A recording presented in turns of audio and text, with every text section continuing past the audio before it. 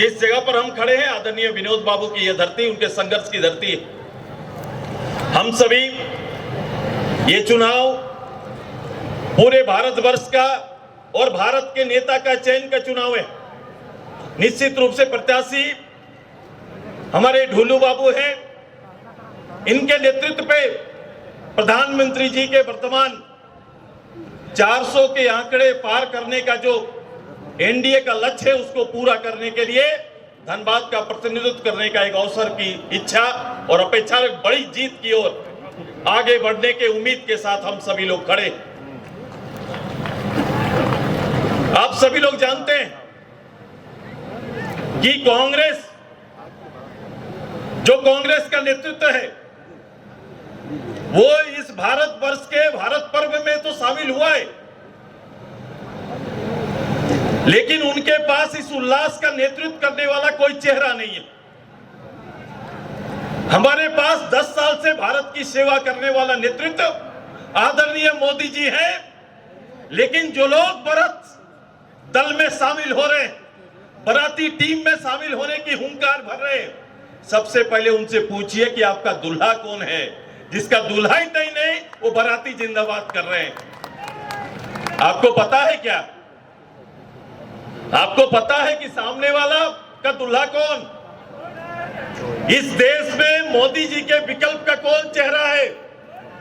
कोई चेहरा है क्या? यदि उनके विकल्प का कोई चेहरा नहीं, तो उनके पक्ष में कोई वोट नहीं। यही निश्चय करके आपको तैयारी करना है। ये देश के साथ धोखा होगा, देश की जनता के साथ धोखा होगा। लोकतंत्र में ऐसी परिपाटी से अब बाहर निकलने का समय है। चूंकि देश प्रधानमंत्री चुनने निकला, देश को प्रधानमंत्री चाहिए और प्रधानमंत्री वैसा चाहिए जो 10 साल से परखा हुआ प्रधानमंत्री हमारे बीच में। कौन है भाई 10 साल से परखा हुआ इस देश के अंदर में?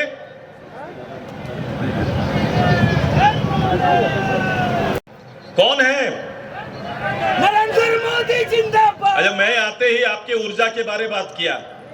मैंने पूरा गठबंधन को किनारे कर दिया। मैंने केवल आपके ऊर्जा और स्फूर्ति पर बात किया। तो अपने नेता का नाम ऐसे होना चाहिए, कैसे होना चाहिए?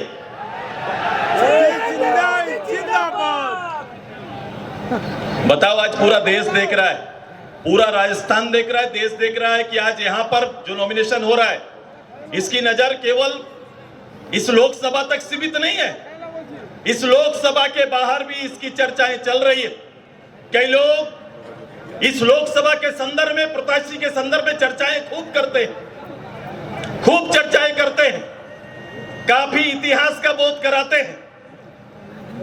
शायद साधारण परिवार से आने वाला नेतृत्व साधारण रूप से बर्दाश्त नहीं होता है।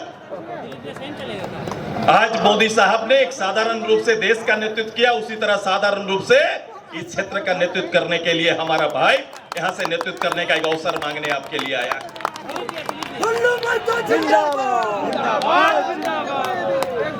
रिकॉर्ड बनेगा कि नहीं? बनेगा। मोदी जी ने धनबाद को दिया है कि नहीं, बताओ? जो खाद फैक्ट्री यहां पर कांग्रेस काल में शुरू होकर शून्य तक पहुंच गया, आज मोदी साहब ने उसी को पुनर्जीवित करके यहां की जनता को सौंपने का काम किया है। एक ऐतिहासिक पहल उनका रहा है। जहां इंजीनियरिंग की पढ़ाई हो रही थी, आईएसएम, आज उसे आईआईटी का दर्जा देने का काम किया और राज्य का पहला आईआईटी हमारा धनबाद में देने का काम किया। यह मोदी जी की पहल है और परख है। इसी तरह बोकारो में भी कि भारत की प्रतिष्ठा बढ़ाने का काम और भारत को गढ़ने का काम मोदी साहब कर रहे हैं। सामने वाला अपने 65 साल के इतिहास में पूर्व में स्थापित व्यवस्था को छोड़कर कोई चर्चा करने योग्य नहीं है। ये 4.5 साल में इस सरकार का देन क्या है, इस सरकार की उपलब्धि क्या है, कोई नहीं बता सकते। चूंकि उनको चुनाव लड़ना है, इसलिए सामने चुनाव लड़ने आए हैं। हमें इतिहास बनाना है, इसलिए हम लोग यहां पर खड़े हुए। तैयारी है ना? तैयारी है कि नहीं? पिछला चुनाव हमारे पशुपति बाबू जितना अंतर से जीते थे, कितना अंतर था? 4 लाख, कितना अंतर? 4 लाख, 4 लाख, 4 लाख 75 मुझे लगा कि इस राज्य में शायद सबसे ज्यादा अंतर हुआ। सभी लोकसभाओं में सबसे बेहतर परिणाम था। इस बार क्या होगा? 10 लाख, एक नंबर रहिएगा ना?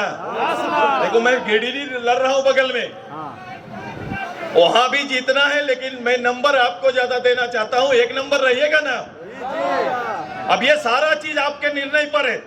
मोदी जी का दीवाना पूरा धनबाद लोकसभा, पूरा राज्य, लेकिन इसके प्रतिशत को कोई बढ़ा सकता है तो आज भारतीय जनता पार्टी और सहयोगी कार्यकर्ता बढ़ा सकता है। इस अंतर को बड़ा कोई कर सकता है तो हमारा एक एक कार्यकर्ता कर सकता है, और यह हमारा दायित्व है। भारत को गढ़ने का जो सपना इन्होंने संजोया है, 2047 का जो हमारा सपना है कि ग्लोबली भारत विश्व पटल पर श्रेष्ठ राज्य की श्रेणी में आकर खड़ा होगा, तो उसकी गिनती आपके अपने वोट से प्रारंभ करनी होगी।